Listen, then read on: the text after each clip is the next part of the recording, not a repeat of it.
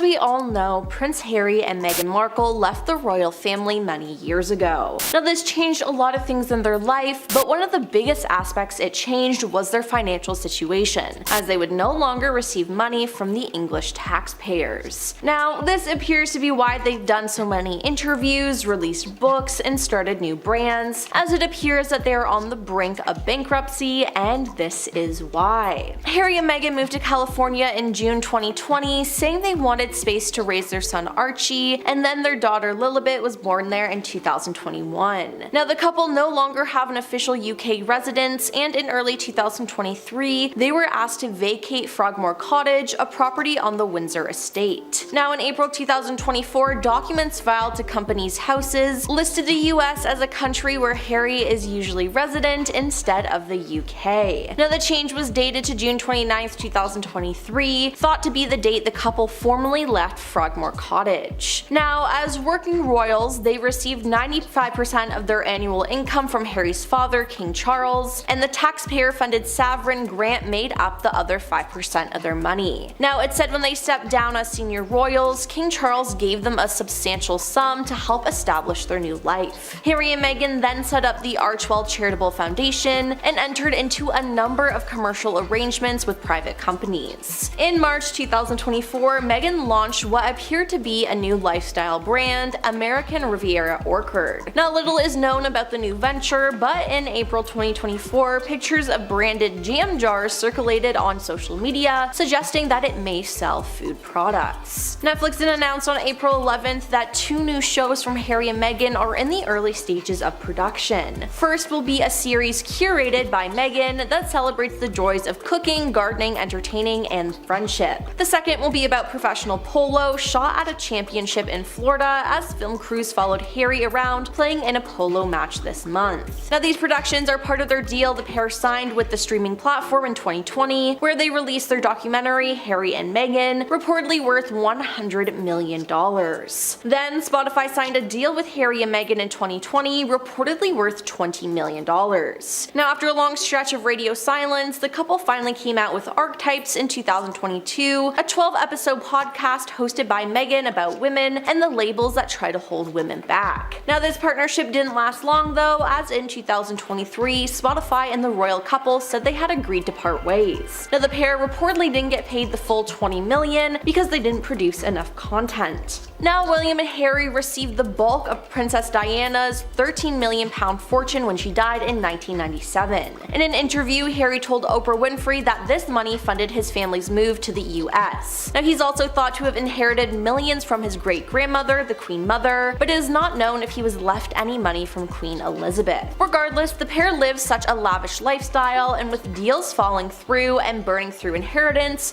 who knows what that could mean for the couple. Now celebrity-driven media is a tough business, especially when it seems like every celeb has a podcast. A lot of people are famous for acting, singing, or their athletic abilities, but for Harry specifically, being born into a very wealthy British family that happens to own a lot of land and jewels, not that many people are interested in what he creates, as he is famous for really no reason. Now the royal family are the OG creators of Nepo babies, and it seems like that Harry is just that. If they want to continue to make money, Meghan might have to go back to acting, and Harry, well, Harry might have to go and actually find a real job. For now though, it seems like Harry will just sue people to get more money. Harry settled a phone hacking claim against Mirror Group newspapers in February 2024. His lawyer said the Duke had been awarded substantial damages. He was also granted £140,600 in damages in another part of the case. A number of other court cases are continuing, including claims from the Duke and others that the Daily Mail publisher Associated Newspapers unlawfully obtained information about him, and claims that the Sun publisher used illegal methods to gather information about the couple. Hey, he could get millions from these, so maybe his goal is to sue people forever? I don't know, but it will be interesting to see how this plays out, and if the couple will have to go crawling back to the royal family to ask for more money. Only time will tell. So Harry and Meghan are rumored to be going through a trial separation right now, which was said to have been brought on by countless fights over business failures and clashing lifestyles. The news.com PK quoted a source revealing that they are currently not together and saying that Harry needs to go off and find himself. So a trial separation might be the only way that they can resolve their differences and go forward stronger than ever. A source who spoke to the National Enquirer said that their marriage and public image have been adversely impacted by nasty fights with his family and the ongoing feud with their family. Apparently the couple had been under tremendous financial pressure to fund their lavish California lifestyle. That stress, coupled with their emotional issues, has likely made life a living hell and pushed them to this separation. According to the news platform, Meghan had reportedly been staying in their Montecito mansion with the children, while Harry is said to be heading to Africa to film a documentary for Netflix. The idea is that he'll try to rejuvenate himself overseas and get away from it all, while Meghan hopes to rebuild her image and dive back into the world of Hollywood so she can establish her own brand. To add to that, an anonymous tipster told Dumois that the two of them had sold their mansion in Montecito and that Harry was living in another place. But as usual with all of these reports floating around about their relationship and possible divorce, we need to take it with a grain of salt. When it comes to Meghan and Harry, the rumor mill seems to be working overtime, and it's very easy to read stories about them that are not at all based in fact. No wonder that an inside source close to the couple has now hit back at the reports. They spoke to Page 6 and said that the rumors of any kind of breakdown in the marriage are completely inaccurate. They said it's not true and it's literally made up. But there are a few things about this that we do know to be true. For one, Harry is understood to be heading to Africa solo to work on his new Netflix documentary. And last month, the couple's $20 million deal with Spotify came to an end before their Archetypes podcast could see a second season. It was later reported that Meghan and Harry did not hold up their end of the bargain when it came to pumping out content. A source close to the situation told the Post that the Archwell Media Company didn't produce enough episodes to receive the full payout of the $20 million deal. Spotify was also said to be unhappy at the pace in which the couple was working to create these new episodes. Since signing the deal in December of 2020, they failed to produce any solid programming until the Archetypes podcast 2 years later. As for Meghan and Harry's relationship, well, there have been breakup rumors floating around for several weeks now. In June, Lady Colin Campbell, a prominent British author and socialite, and claimed that there had been problems in the marriage supposedly for quite some time. She said, "I have heard from 5 totally reliable sources that Harry called in the lawyers some months ago, and also if there are real problems in the marriage, which there do appear to be, Harry's going to have a heck of a time extricating himself because he has been very overt about all of his failings. If a divorce were to happen, she thinks that he's not in a very good position legally in terms of preserving his position and getting custody of the children." Around the same time, other reports came out alleging that Harry had been spending time alone in 2 different hotels, one near his home in Montecito and another one in LA. Sources that spoke to The Sun claim that he used these as escape suites where he goes to get away from his family home. One is a room kept on standby for him at a leading hotel chain in Montecito, where he apparently stays occasionally without Meghan. His second option is a lot more exclusive. It's a private members club in LA where he is known to stay after going to Barry's boot camp nearby. Of course, the insinuation is that he goes to these places to escape his wife, either because he just needs some time alone like we all do sometimes, or because his marriage is actually crumbling. Although that does sound a bit far-fetched considering how massive his Montecito home really is. I mean, the property is over 18,000 square feet with 9 bedrooms, 16 bathrooms, a tennis court, a guest house with 2 bedrooms and a tea house. So really there is plenty of spaces to go if either Harry or Meghan need some time away from each other. Alright, so let's talk about the latest divorce rumors between Prince Harry and Meghan Markle. Lady Colin Campbell, a prominent British author and socialite,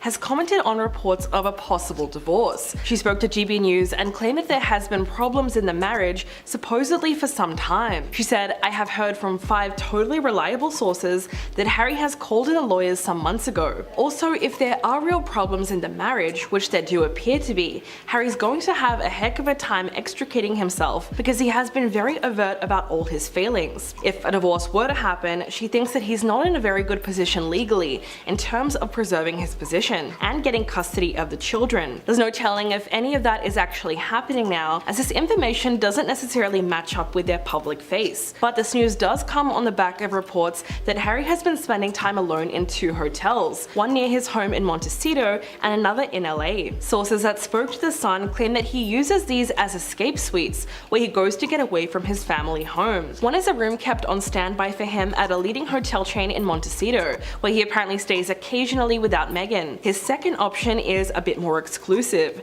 It's apparently apparently a private members club in LA where he is known to stay after going to Barry's boot camp nearby. Of course, this insinuation is that Harry goes to these places to escape his wife, either because he just needs some time alone like we all do sometimes, or because his marriage is actually crumbling. Although that sounds a bit far-fetched considering how massive his Montecito home really is. The property is over 18,000 square feet with 9 bedrooms, 16 bathrooms, a tennis court, a guest house with 2 bedrooms, and a tea house. So there is plenty of spaces if either Harry or Meghan need some space from each other. But right now there are just so many stories going around about the supposed decline of their relationship. In just the past couple of weeks, we've seen a video of Meghan swerving a kiss from Harry when they were put on a kiss cam at an NBA game. There were also various rumors that the couple didn't celebrate their 5th wedding anniversary this year. Meghan's half-sister Samantha Markle also loves to support this narrative. She claims that she's seen signs that they were headed for divorce. She says they're really unhealthy for each other and their relationship is toxic. Even Harry's own family has been against their relationship since day one. While doing an ITV interview promoting his memoir, Harry revealed William's real feelings about their marriage. Quote, "He never tried to dissuade me from marrying Meghan,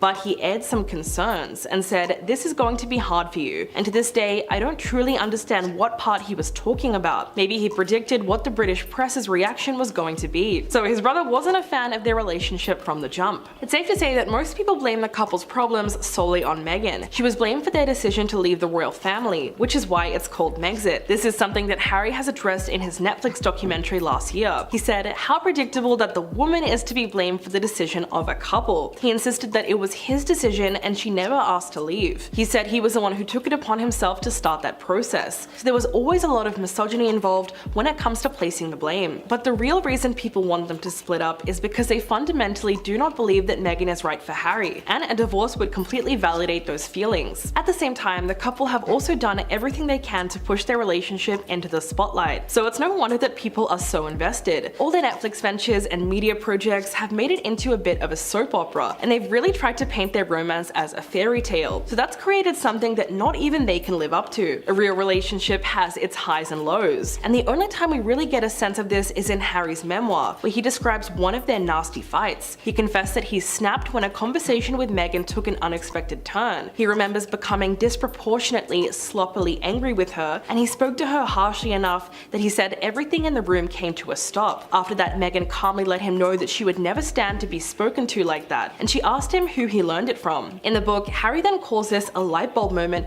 which helped him to realize how much he is a product of his own upbringing. But that's really the first and only time we ever hear about one of their fights firsthand. Number 10, we have the New York Police Department. The alleged car chase happened when Harry and Meghan were leaving an event in Manhattan. The event was Miss Foundation Woman of Vision Awards, where Meghan was being honored as one of the year's Women of Vision. The couple and Meghan's mother claimed to have been relentlessly pursued after leaving the event with their driver, who drove them in an SUV. But if the chase was as near catastrophic and highly aggressive as the couple has claimed, then where was the police involvement? Reportedly, the whole situation was 2 hours and had many near collisions with drivers, pedestrians, and 2 police officers. Just recently, the New York Times reported that the NYPD concluded that the incident requires no further investigation. In their statement, they basically indicated that they aren't believing the claims of how bad it was, and reportedly said that they believe no one broke any laws. Police officials have acknowledged that the car chase did become chaotic, and went on to say numerous photographers made their transport challenging, and added there were no reported collisions, summons, injuries, or arrests. An anonymous law enforcement source even had some opinions on the whole thing, saying they should have just gotten to a hotel for the safety of everyone. Instead, they were cheap and wanted a free place to stay. Going on to tell Page 6, if they had just paid up and got a hotel, this supposed dangerous paparazzi chase would have never happened. The source explained that the situation would have looked like, adding, they would have driven back to the Carlisle, been photographed going inside, and that would have been the end of it. Number 9, photo and video evidence. The lack of direct evidence has many confused. If there were as many photographers chasing them as there is claimed to be, then where are the photos and videos, and where are witness photos? Typically in high-profile events like this, there is at least something that will find its way to social platforms. But for this incident, there is seemingly very little. Harry and Meghan have looked to want to get a hold of any photos first though. The couple's legal team sent a letter to a photo agency that snapped the photos, Backgrid, and said, immediately provide us with the copies of all photos, videos, and films. Backgrid responded with its own letter, saying, in America, as I'm sure you know,